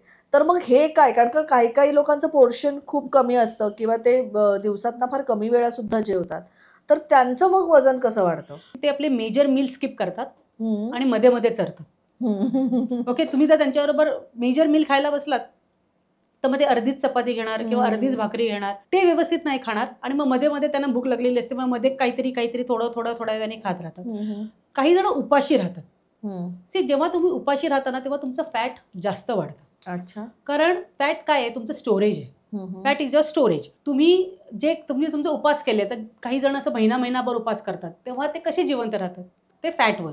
फॅट तुम्हाला एनर्जी देतं. येस, साठलेल्या फॅट्सवर. तर काय होतं की तुम्ही जेव्हा उपाशी राहता, फॅटला काय, बॉडीला काय वाटतं की समथिंग इज रॉंग, ही उपाशी आहे म्हणजे ही आजारी आहे, तर we need to give more fat. तर त्यामुळे ते तुम्हाला फॅट प्रोव्हाइड करतात. जसं तुम्ही खाता ते एनर्जीमध्ये कन्वर्ट होण्यापेक्षा फॅटमध्ये कन्वर्ट होतं, ते परत स्टोरेज होतं. आता तुमच्याकडे घरी समजा 10 किलो तांदूळ आहेत आणि तुम्हाला रोज अर्धा किलोची गरज आहे, तुम्ही रोज 1 किलो घेऊन येता, अर्धा किलो वापरता आणि अर्धा किलो परत स्टोअर करता, तर ते स्टोरेज वाढतच जाणार आहे. So we need to use that storage. Fat loss मध्ये काय होतं की तुमचे जे एनर्जीला, तुमच्या जे डेली रुटीनला जे काही एनर्जीला कॅलरीज पाहिजे आहेत ते थोडे आपण डेली ऍक्टिव्हिटीमधनं म्हणजे डेली जे खातो त्याच्यातनं कन्झ्युम होतं, थोडं फॅटमधनं कन्झ्युम. बेसिकली तेच आहे. So it has to be balance somewhere. Right. उपाशी राहणं इज नॉट अ सोल्युशन. आणि उपास करतात ते तर डबल खातात आणि सगळ्या प्रकारचं तेलकट प्रकारचं. तुपकट सगळंच. आणि मला ना हाही एक नेहमी प्रश्न पडतो की वॉटर रिटेन्शन म्हणजे नेमकं काय होतं, कारण त्याने सुद्धा बऱ्यापैकी ब्लोटेड दिसते बॉडी. म्हणजे अनेकदा असं होतं की हे माझं वजन नाहीये, मी ब्लोट झाले, मी दिस इज ब्लोटेड. तर ते नेमकं काय असतं आणि ते कसं आपण थांबवू शकतो? सी, वॉटर रिटेन्शन ही एक टेंडन्सी आहे बॉडीची. ओके, बॉडीला सूज येते, इन्फ्लेमेशन. तर ते इन्फ्लेमेशन का येतं ह्याचं पहिलं रिझन फाइंड आउट करायचं. जसं मी सांगितलं की hormonal imbalance is one of the reason. सगळेजण thyroid is one of the reason. म्हणजे पण ह्याचा अर्थ हा नाहीये की मला थायरॉइड आहे तर माझं वजन वाढणारच आहे, मला ती मुभा मिळालेली आहे की मी काही खाऊ शकते, मी काही खाल्लं तरी माझं वजन कमी होणारच नाहीये ना, मग काय कशाला मी एफर्ट्स टाकू, असं नाहीये. तुम्ही जर एफर्ट्स टाकले, तुम्हाला जास्त नॉर्मल माणसापेक्षा जास्त एफर्ट्स टाकायला लागतात, कारण की तुम्हाला हे हेल्थ कंडिशन्स आहेत. पण तुम्ही एफर्ट्स टाकले तर तुमचं थायरॉइड पण रिव्हर्स होऊ शकतो. डिपेंड्स तुमचं एज काय आहे ऑब्व्हियसली, पण असं नाहीये की it is not irreversible, it is irreversible. ते तुम्हाला रिव्हर्स करता येतं, तुम्हाला ते ऍटलिस्ट मिनिमम डोसवर आणून ठेवता येतं. तुम्हाला त्याच्यासाठी काहीतरी हे करायला लागतं, पण एफर्ट्स घ्या. ते आहे म्हणून सोडून देऊ नका. राईट. आणि ना इन्फ्लमेशनमुळे मला आता लक्षात आलं की हल्ली ना खूप सारे व्हिडिओज, खूप सारे सेलिब्रिटीज आहेत जे इन्फ्लमेशन कमी करण्याची औषधं घेत आहेत आणि इन्फ्लमेशन कमी झालं त्यांचं असं पचकन असं वजन त्यांचं कमी झालं आणि त्यांच्यामध्ये ड्रास्टिक चेंज दिसतोय. तर सगळेजण हल्ली आता त्या मार्गाने जात आहेत. तर हे कसं खरंच कंट्रोल करता येतं का, आणि येत असेल तर कसं? सी, इन्फ्लेमेशन जे आहे हे मेडिसिन्सनी कंट्रोल होत नाही. बरं. ओके, मेडिसिन्सनी इन्फ्लेमेशन अजून वाढतं. सप्लिमेंट्स वगैरे काही घेत असले तर गोष्ट वेगळी आहे. सप्लिमेंट्सनी जर तुमच्या ती कमतरता आहे तर ते सप्लिमेंट्स घेऊन इन्फ्लेमेशन कमी करतात. सेकंड थिंग, तुम्हाला इन्फ्लेमेशन का आहे हे पहिले डॉक्टर्स फाइंड आउट करतात आणि मग त्याचं जे ज्या गोष्टीमुळे इन्फ्लेमेशन आहे त्याचं मेडिकेशन किंवा त्याच्यासाठी जे काही करायला लागतं ते केलं जातं. पण हे इन्फ्लेमेशनची कारणं काय काय असू शकतात? खूप कारणं, जसं हॉर्मोनल इम्बॅलन्स आहे ते कारण असू शकतं, थायरॉइड आहे ते पण एक हॉर्मोनल चेंजेस आहे, डायबिटीजमुळे इन्फ्लेमेशन होतं, नंतर तुम्हाला समजा काही इंजुरी असेल तर त्याच्यामुळे इन्फ्लेमेशन होतं, ओव्हर एक्सरसाइजमुळे इन्फ्लेमेशन होतं, लोक खूप एक्सरसाइज करतात गरज नसताना त्याच्यामुळे पण इन्फ्लेमेशन होतं, झोप न झाल्यामुळे इन्फ्लेमेशन होतं, पाणी न प्यायल्यामुळे इन्फ्लेमेशन होतं. हे सगळे फॅक्टर्स लोक विसरतात. लोक फक्त कमी खाणं किंवा न खाणं याच्यावरच कॉन्सन्ट्रेट करतात. मला सांगा, वेट लॉस मध्ये झोप किती महत्वाची आहे? खूप इम्पॉर्टंट आहे. ऍटलीस्ट 7 to 8 hours स्लीप पाहिजे. आता काही जणांना कमी झोप लागते, 6 hours इनफ आहे, पण ती झोप तुम्हाला जर त्याच्यात तुम्ही फ्रेश असाल तर गोष्ट वेगळी आहे. जसं जसं वय वाढतं तशी झोप कमी पण होते, पण झोप खूप इम्पॉर्टंट. तुम्ही नाही झोपलात, बॉडीला रेस्ट नाही दिली तर तुम्ही काहीही करा, तुम्ही बारीक होणार नाही. पण आता बऱ्याचदा क्षेत्र जे आहे प्रत्येकाचं, कारण का आता जवळजवळ सगळेच जण काम करतायत, वेगवेगळ्या पद्धतीचा जॉब करतायत. जसं आता आमचं क्षेत्र आहे की जिकडे आम्हाला वेळेचं काही बंधनच नाही, आम्हाला कधी कधी नाईट शिफ्ट्स असतात किंवा असं बऱ्याच जणांचं कॉर्पोरेटमध्ये सुद्धा वेगवेगळ्या शिफ्ट्स आहेत. तर अशा वेळेला आपलं काही त्या वेळेला झोपणं होत नाही. आपण असंही म्हणतो की लवकर उठून आपल्याला एक्सरसाइज करायचं आहे, मग ती जी झोप आहे ती आपण कशी रिकवर करू शकतो? म्हणजे 6 ते 7 तासांची झोप का आपण ती अशी पार्ट मध्ये केली तर चालेल, की आत्ता आपण 4 तास झोपूया, मग नंतर दुपारी थोडंसं 1-2 तास मिळालं तर झोपूया, किंवा संध्याकाळी अर्धा तास डुलकी काढूया, तर असं केलं तर चालतं का? नाही, असं नाही चालत. तुम्हाला सलग झोप पाहिजे. हा. मग एक्सरसाइज नाही केली तरी चालेल. मग तुम्ही जे दुपारच्या वेळेला झोपणार आहात त्याच्यात एक्सरसाइज करा, किंवा अर्धा तास तुम्ही संध्याकाळी जे काढणार आहात त्याच्यात एक्सरसाइज करा, बट प्रॉपर स्लीप घ्या. कारण नाही तर तुम्ही फ्रेशच नाही होणार. राईट. तुम्हाला तुमची डेली जे काही तुम्ही करता त्याच्यासाठी तुम्हाला एनर्जी तर पाहिजे. तुम्हाला फ्रेशच वाटणार नाही. तुम्ही एक्सरसाइज पण जबरदस्ती करता, त्या एक्सरसाइजनी अजून साईड इफेक्ट्स होतील आणि तुमची झोप नाही झाली. मग तुम्हाला स्वतःलाच जाणवेल की मी जे एक्सरसाइज नॉर्मली करू शकत होते ते तेवढी कपॅसिटी नाही उरली, ती एनर्जी नाही राहिली. बरोबर बरोबर. आणि आपण एक वेट लॉस समजा करायचं म्हटलं तर आपण एक टार्गेट ठरवतो की अमुक 21 दिवसांमध्ये बेली फॅट तुमचं गायब होईल किंवा 21 दिवसामध्ये तुम्ही एकदम लीन होऊन जाल. तर आयडियल टाइम लिमिट काय असायला पाहिजे वेट लॉससाठी? 21 दिवस वगैरे नाही, स्वतःसाठी 3 महिने तरी वेगळे काढायला लागतात. Minimum 3 months. मिनिमम 3 मंथ्स तुम्ही जेव्हा स्वतःसाठी काढता तेव्हा तुम्हाला एक्झॅक्टली कळतं की how your body is reacting. Actually 21 डेजमध्येच तुम्हाला कळतं की तुमची बॉडी कशी रिॲक्ट करते, पण 21 डेजमध्ये मॅजिक काही होत नाही. जसं मी बऱ्याच वेळा सांगते की इट इज नॉट मॅथमॅटिक्स. म्हणजे बरेच जण कसं कॅल्क्युलेट करतात की मी आज 500 कॅलरीज बर्न केलेत, मी 1000 कॅलरीज बर्न केलेत. हे प्लस मायनस नाही आहे की मी 1000 कॅलरी इथे खाल्ले त्यातले 500 कॅलरी तिकडे बर्न केले तर माझ्याकडे आता 500 कॅलरी होईल, असं नसतं. अच्छा. It is not mathematics. त्याच्यात ते तुमच्या फॅटमध्ये कन्वर्ट होणार आहे, ते तुमच्या मसल्समध्ये कन्वर्ट होतं, तुम्ही नाही डिसाईड करू शकत. तुम्हाला वेट लॉस करायचं असेल तर कन्सिस्टन्सी पाहिजे पहिली गोष्ट म्हणजे. आणि टार्गेट नुसतं कमी करायचं नका ठेवू, टार्गेट मेंटेन करायचं ठेवा. पहिला अचीव्ह युअर टार्गेट अचीव्ह झाल्यानंतर मेंटेनही करा. कारण की तुम्ही खूप एफर्ट्स मेहनत घेतली आहे त्याला कमी करायला. It is not easy. त्यामुळे त्याला मेंटेन करा. आणि मेंटेन केल्यानंतर तुम्ही लाईफ मिझरेबल करू नका बाय जस्ट नाही ना मी डाएटवर आहे, मी काही खाणार नाही, मी डाएटवर. Eat when you want to eat. तुम्हाला खावंसं वाटलं तर खा, गिल्ट नका घेऊ, पण लोकांना तुम्हाला खायला घालायचं म्हणून खाऊ नका. बऱ्याचदा लेट नाईट क्रेविंग्स होतात, तर त्याच्यावर उपाय काय आहे? See salads is one of the very good option. नंतर बाहेर जर तुम्ही गेलात तर स्टर फ्राईड व्हेजिटेबल्स असतात, ग्रिल्ड व्हेजीज असतात, ते सगळं तुम्ही खाऊ शकता. पाणी भरपूर प्या. तुम्ही जर त्यांच्याबरोबर बसला तर तुम्ही पाणी पित राहा ना, तर ते करा. तर त्यांनी तुम्हाला ते क्रेविंग्स कंट्रोल होतील. सेकंड थिंग, तुमचं जर पोट भरलं असेल तर क्रेविंग्स येणारच नाही. पोट म्हणजे हे माझं पर्सनल एक्सपिरियन्स आहे की मी जेव्हा पण पार्टीला जाते मी प्रॉपर खाऊन जाते. तर मी तिथे गेले आणि जर काही माझं फेवरेट जरी असेल ना तर एखादा चमचा खाल्ला की मला वाटतं की बस माझं पोट भरलेलं आहे. तर क्रेविंग नाहीच होत. म्हणजे क्रेविंग पुरती तुम्ही खाताय, बरोबर, तुम्ही ते टेस्ट करताय, you are not eating it. Right right right. Doctor, तुम्ही मला इतक्या प्रश्नांची उत्तरं दिली. आपल्या कार्यक्रमामध्ये असं एक सेगमेंट आहे की जिकडे आपण आपल्या प्रेक्षकांचे प्रश्न घेतो. तर आपल्याकडे काही प्रश्न आहेत. मयूर लांडे विचारतायत जळगाववरनं की माझा मुलगा, त्याचं वय 21 वर्ष आहे, त्याला वजन कमी करायचं नाहीये, तर पुढे जाऊन त्याला काही त्रास तर होणार नाहीये ना? द बेस्ट थिंग इज पहिला हेल्थ चेकअप करून घ्या. जर खूप जास्त वजन असेल आणि इथे सगळं काळं झालं असेल, त्याला अकॅन्थोसिस नायग्रिकन्स म्हणतात, तर ते that is a starting of diabetes. It is into pre diabetic. कदाचित ब्लड रिपोर्टमध्ये नाही येणार, पण ते होऊ शकतं. बेली फॅट येणं.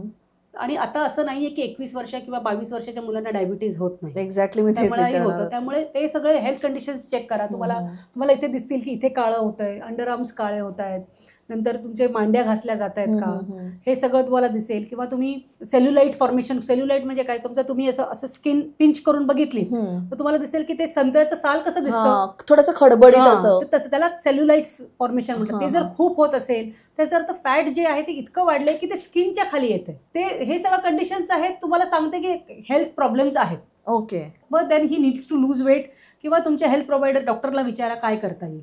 पण मग आता त्याचं जर असं म्हणणं की मला वजनच कमी करायचं नाही, मग त्यासाठी काउन्सिलिंग किंवा अशा काही काउन्सिलिंग असतात, डॉक्टर करतात काउन्सिलिंग.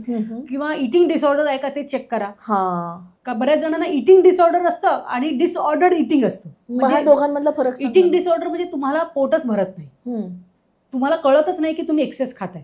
हा एक सायकोलॉजिकल प्रॉब्लेम आहे. तर त्यासाठी तुम्हाला काउन्सिलिंग करायला लागतं. डिसऑर्डर्ड इटिंग म्हणजे तुम्ही प्रॉपर वेळच्या वेळी खात नाहीये, म्हणजे तुम्हाला you have disordered your eating habits. तुम्हाला जेव्हा ज्या वेळेला खायला पाहिजे त्या वेळेला सोडून बाकीच्या वेळेला खाते. इट इज बिकॉज तुम्ही स्वतःलाच डिसाईड केलंय की मी खूप बिझी आहे, मला ह्या वेळेला शक्य नाही, तर मी 3 वाजता लंच करीन, मग मी 10 वाजताच खाईन कारण की मला वेळ नाहीये. म्हणजे तर तुम्हाला डायबिटीज असेल तर तुम्ही वेळच्या वेळी खाल, कारण सांगून की मला डायबिटीज आहे. तुम्ही त्याच्यासाठी का वेट करताय? तुम्ही सांगा, तुमचा बॉस असेल काही असेल की मी ह्या वेळेला खातो नंतर मला त्रास होतो, यू कॅन टेल नोबडी, असं कोणीच नाही आहे ना, इनह्युमन कोण आहे. बरोबर. आपला पुढचा प्रश्न आहे, त्यांचं असं म्हणणं आहे की मला मोजून मापून खायला आवडत नाही, तर कसं मी वजन कमी करू? स्मिता विचारतायत पुण्याहून. पहिला सर्वात इझिएस्ट वे इज तुम्हाला जेवढं खायचं आहे, तुम्हाला असं वाटतं की मी एवढं खाऊ शकते, ते एक प्लेटमध्ये घ्या, किचनमधनं लांब जाऊन बसा डायनिंग टेबलवर आणि तुम्ही तुमचं जेवा. मग तुम्ही डिसाईड करा की तुमचं पोट भरलंय की नाही भरलंय. जर पोट भरलं असेल तर don't take second serving. First सर्विंगमध्ये तुमचं पोट भरलं असेल तर don't go for second serving. Second serving तर तुम्हाला वाटलं की नाही मला अजून भूक आहे, तर मग जा, उठा, ते सेकंड सर्विंग घ्या, कमी घ्या, परत खा, परत भूक असेल तरच खा. कारण की जेव्हा तुम्ही सेकंड सर्विंग घेता तेव्हा तुम्हाला सायकोलॉजिकलीच असं वाटतं की अरे मी सेकंड सर्विंग घेतलंय, माझं पोट भरलेलं असेल. Keep doing such R&Ds with your self. बरोबर. तुम्ही डिसाईड करा, कारण की तुम्ही सगळं पातेलच घेऊन बसेल तर तुम्हाला कळणारच नाही की तुमचं पोट भरलंय की नाही. राईट, समोर आहे. आणि हळूहळू खा. मोजून मापून खायची गरज नाही. तुम्हाला माहिती असतं की तुमचं ॲपेटाईट किती आहे, पण कधी कधी जी आवडती गोष्ट असेल ती आपण जास्त खातो. आणि तुम्ही नका डिसाईड, म्हणजे बरेच जण काय करतात की स्वतःच डिसाईड करतात की माझं ॲपेटाईट कमीत कमी 4 चपात्या असायला पाहिजे. असं काही नाहीये. कधी कधी तुमचं 1.5 चपातीमध्ये पण पोट भरेल. कारण की तुमची आवडती भाजी असेल तर तुमचं 1.5 चपातीत पोट भरतं, आवडती असेल तर 4 जातात. ह्या सगळ्यावरच मला आणखीन एक मुद्दा आठवला, तो म्हणजे असा की जेवणानंतर थोडंसं काहीतरी गोड खायला हवं. तर हे गोड खाल्लं पाहिजे का नाही खाल्लं पाहिजे? खाल्लं पाहिजे ना, जर पाहिजे असेल. पण मग ते तुम्ही काय खायचं हे ठरवतं. तुमचं एखादा खजूर खाऊन पण तुमचं गोडचं क्रेविंग कमी होऊ शकतं, एखादा अंजीर खाऊन पण गोडचं क्रेविंग कमी होऊ शकतो, किंवा एवढासा गुळाचा खडा तोंडात ठेवला तरी गोडचं क्रेविंग कमी होऊ शकतं. राईट. म्हणजे अगदीच मिठाई खायची गरज नाहीये.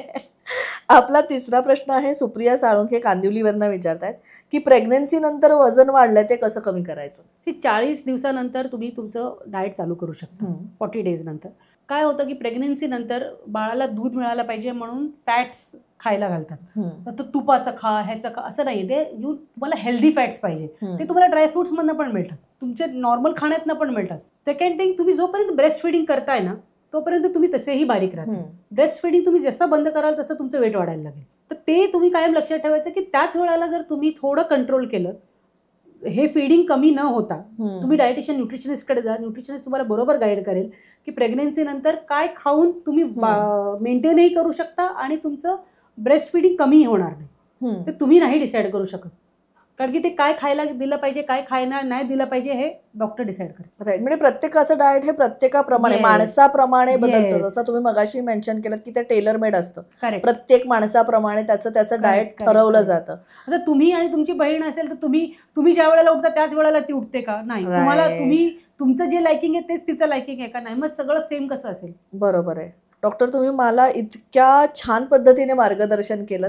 म्हणजे खूप साध्या आणि सोप्या गोष्टी आहेत. त्यातूनच मला आणखीन एक असं विचारायचं आहे ना की आपली एक प्लेट असते जेवणाची, तर ती आयडियल प्लेट म्हणून हल्ली खूपच पसरत आहे. ह्या बाबतीत खूप एक ऍडव्हर्टिजमेंट आपण बघतोय किंवा खूप लोक त्याबद्दलचे व्हिडिओज टाकतात. तर एक आयडियल प्लेट काय असायला हवी आपल्या भारतीयांसाठी, किंवा आपण आता म्हणू आपल्या या प्रेक्षकांसाठी एक आयडियल प्लेट काय असायला हवी? आयडियल प्लेटमध्ये सॅलड पाहिजे थोडं. ओके, जे काही सीझनल सॅलड आहे ते सीझनल सॅलड पाहिजे, भाजी पाहिजे, थोडंसं कडधान्य पाहिजे, पल्सेस पाहिजेत, किंवा डाळ पाहिजे, एक प्रोबायोटिक पाहिजे म्हणजे दही थोडं पाहिजे, आणि भाकरी किंवा भात किंवा काय घेत असेल दोन्ही एकत्र नका घेऊ. Don't eat too much. किंवा तुम्हाला दोन्ही पाहिजे असेल तर मग ते पोर्शनमध्ये कंट्रोल करा. पण नॉर्मली मी स्वतः प्रिफर करेन की आयदर तुम्ही भात जेवा किंवा भाकरी खा किंवा चपाती खा. असं काही नाहीये की भाकरी खाल्ल्याने तुमचं वजन कमी होणार आणि चपाती खाल्ल्याने वेट वाढणार, असं नाहीये. चपाती घेऊ शकतात, ज्यांना चपाती आवडते, ज्यांना भाकरी पाहिजे त्यांना भाकरी घेऊ शकतात. पण हे एवढे पदार्थ तरी पाहिजे. म्हणजे सॅलडची क्वांटिटी पण प्रॉपर पाहिजे, भाजी प्रॉपर प्रमाणात पाहिजे, डाळ पाहिजे किंवा कडधान्य पाहिजे, काही तुम्हाला जे असेल ते सोर्स ऑफ प्रोटीन. जर तुम्ही नॉन व्हेजिटेरियन आहात किंवा तुम्हाला एग्स चालत असतील तर 2 एग व्हाईट्स ठेवा, बॉइल्ड एग्स.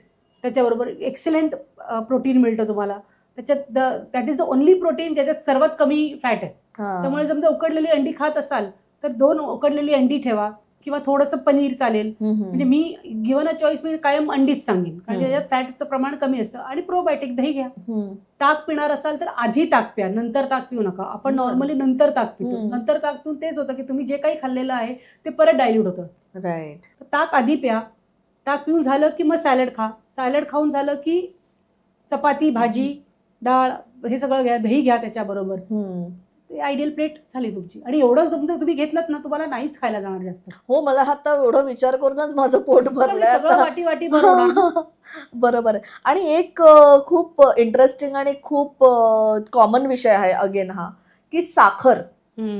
साखरेचा किती महत्वाचा रोल आहे ह्या वेट लॉस मध्ये. कारण असं म्हणतात की साखर बंद केली ना माझं वजन पटापट कमी होतं, किंवा साखरेच्या ऐवजी मी गुळ खाल्ला तर चालतो. तर साखर, आणि काही लोक असंही म्हणतात की साखर खा, गुळ खा किंवा मध खा, हे फॉर्म ऑफ शुगरच आहे.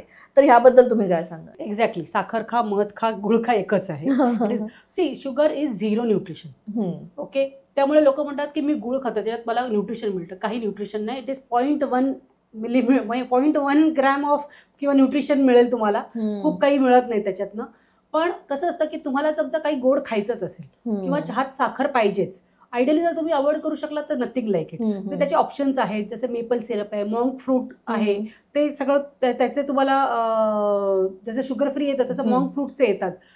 ते नॅचरल तुम्हाला स्वीटनर्स आहेत, ते तुम्ही यूज करू शकता. जर तुम्ही अवॉइड करू शकत असाल तर बेटर आहे. पण मी सांगेन की साखरेच्या ऐवजी गुळ खाऊ नका. कारण काय होतं, तुम्हाला समजा चहात साखर पाहिजे, तुम्ही 1 चमचा साखर घेऊन ते किंवा अर्धा चमचा साखर घेऊन तुम्ही यू आर कम्फर्टेबल, तुमचं ते क्रेविंग कंट्रोल होतं. त्याच्याऐवजी तुम्ही समजा ते गुळ तुम्ही घालणार, ते 2 चमचे घालणार, कशाला करता? आणि तुम्ही मग ते गुळ खाल्लं त्याचं ते टेस्ट पण नाही लागत त्या चहाला. गुळाचा चहा प्याले आणि जास्त नुकसान होतं. त्यामुळे it is one and the same. म्हणजे ते स्वतःच्या मनाची तयारी करून घेतात फक्त की नाही, मी ह्याच्यात साखर नाही, गुळ आहे, मी गुळाचा खरवस खाल्ला, साखरेचा नाही खाल्ला. मी सांगितलं नाही, दिस आर ऑल, हे सगळे एक्सक्युजेस तुम्ही स्वतःला देताय. तुम्हाला ते करायचंच असतं. बरोबर. पण साखर न खाता तुम्ही तुमचं क्रेविंग्स तुम्ही फ्रुट्स नाही भागवू शकता. फ्रुट्स कुठचे कडू असतात, गोडच असतात. बरोबर आहे. आणि स्टिविया किंवा आपण जे साखरेचं जे अल्टरनेटिव्ह आहे ते म्हणतो की त्याचे सुद्धा साईड इफेक्ट्स आहेत असं म्हणतात. तर ते कितपत खरं आहे? तसं ॲस्पर्टीन आहे ना, त्याला साईड इफेक्ट्स आहेत. जसे ते शुगर फ्री वगैरे असतात, त्याच्यात साईड इफेक्ट्स आहेत. पण ते खूप प्रमाणात घेतले तर. जर तुम्हाला एखादं गोळी लागत असेल, एखादं घेत असाल तर काही फरक नाही पडत. रोज तर एवढा खूप काही फरक पडत नाही. पण जर खूप प्रमाणात तुम्ही गाजर हलवा शुगर फ्री बनवताय, दुधी हलवा शुगर फ्री, खीर बनवताय, then I will not advise. मग त्याच्यात दुसरं जसं मी सांगितलं की मॉन्क फ्रूटचे स्वीटनर्स आहेत, ते खा. पण काय आहे ना की त्यांनी ती मजा येत नाही. तुम्हाला ते कळतं की ते साखरेची मजा त्याला येत नाही, सो ऑटोमॅटिकली तुम्ही ते कमी करता. पण मग समजा एखाद दिवशी आपण केला साखरेचा गाजर हलवा आणि आपण पोर्शन कमी काढला. एक्झॅक्टली, मी तेच म्हणते की तुम्हाला खावंसं वाटतं ना तर मग पोर्शन कमी करा आणि खा. पण तुम्ही ते न करता मग मी गुळाचा करीन आणि मग मी जास्त खाईन, किंवा मग त्याला ते टेस्ट मिळालीच नाहीये, मग ते सगळं अननेसेसरी ते गेले. त्यापेक्षा चहात पण साखर पाहिजे तर घ्या, पण अर्धा चमचा घ्या, लिमिट करा, कमी प्रमाणात खा, किंवा थोडंसं खाऊन सॅटिस्फाय व्हा. म्हणजे क्रेविंग सॅटिस्फाय करा, गिल्ट फ्री खा. नाही तर तिथे ते कमी करणार आणि कुठेतरी काहीतरी वाढवणार. राईट. मॅम, तुम्ही आम्हाला इतकं छान मार्गदर्शन केलं आणि इतक्या समज गैरसमज ह्यामधला तुम्ही फरक आम्हाला खूप छान पद्धतीने समजावून सांगितलेलं आहे. म्हणजे आपलं पोर्शन किती असावं, काय असावं, कसं असावं. म्हणजे कुठलीही गोष्ट करण्यासाठी माझ्या मते माइंडफुल ईटिंग हे आपण अगदीच म्हणू शकतो. कारण आपण जसं आपण विचार करून खातो, किंवा आपण आपल्या शरीराचं जेव्हा ऐकू लागतं, आपलं शरीर आपल्याला सांगत असतं की हे खा किंवा हे खाऊ नका, किंवा हे खाल्ल्यावर तुम्हाला अपाय होणार आहे बरं का. तर ते प्लीज आपण सगळ्यांनी ऐकूया. मॅम, आता जाता जाता तुम्ही एक शेवटचा सल्ला म्हणून आपल्या प्रेक्षकांना काय द्याल? सल्ला सर्वात important is you are what you eat. Right. तुम्ही जे काही दिसताय ते तुम्ही खाताय म्हणून दिसताय. तर ज्यांना बारीक व्हायचं आहे त्यांना मी सांगेन की काही क्रेविंग आलं किंवा काही खावंसं वाटलं तर एकदा स्वतःला जाऊन आरशात बघा, तुम्हाला असं राहायचं आहे का. नाही, कारण हेल्थ, जसं मी सांगितलं की हेल्थ तर इम्पॉर्टंट आहेच, पण बऱ्याच जणांना लुक्स पण इक्वली इम्पॉर्टंट आहेत. सो सर्वात important is control your self, put efforts, आणि जे एफर्ट्स टाकलेत त्याला तुम्ही न्याय द्या. बरोबर आहे. म्हणजे मला असं वाटतं ना, थोडक्यात ती जी एक म्हण आहे ना, कल करे सो आज, ती ह्या बाबतीत आपल्याला उलटी करावी लागेल. आज करे सो कल. आज जर आपल्याला काही खावं असं वाटलं तर ते आपण उद्यावर ढकलून टाकूया. म्हणजे कदाचित आपलं ते जे क्रेविंग आहे ते तेवढ्यापुरतं आपण थांबवू शकतो, आणि आपण कदाचित खूप हेल्दी खाण्याचं ऑप्शन आपण आपल्यासाठी चूज करू शकतो. आणि हेल्दी खाणं काही वाईट नाही आहे, आपण ते आपल्या पद्धतीने मॉडिफाय करू शकतो. जसं मॅमने इतकं छान सांगितलं की तुम्हाला काही गोड खावंसं वाटलं तर तुम्ही फ्रूट चॅट करा, चॅट तर सगळ्यांनाच आवडतं, पण प्रत्येक वेळेला शेवपुरी खायची गरज नाही आहे. फ्रूट चॅटसुद्धा तुमच्यासाठी खूप छान ऑप्शन आहे. आणि तुम्हाला हा एपिसोड कसा वाटला ते आम्हाला कमेंट बॉक्समध्ये कळवा. तुम्ही तुमच्या वेट लॉससाठी काय काय करतायत ते सुद्धा कळवा. पुढे कायच्या पुढच्या एपिसोड्समध्ये कुठले कुठले विषय यायला हवेत किंवा तुम्हाला कुठले विषय ऐकायला आवडतील हे आम्हाला आवर्जून कळवा. आपलं फेसबुक आणि इंस्टाग्राम पेज आहे ते फॉलो करा. आणि पुढे कायचा एकही एपिसोड न चुकता बघण्यासाठी आपलं पुढे काय हे यूट्यूब चॅनल सबस्क्राईब करा. कारण पुढे काय हा फक्त प्रश्न नाही आहे, तर पुढे काय हे उत्तर आहे. तर बघत राहा पुढे काय.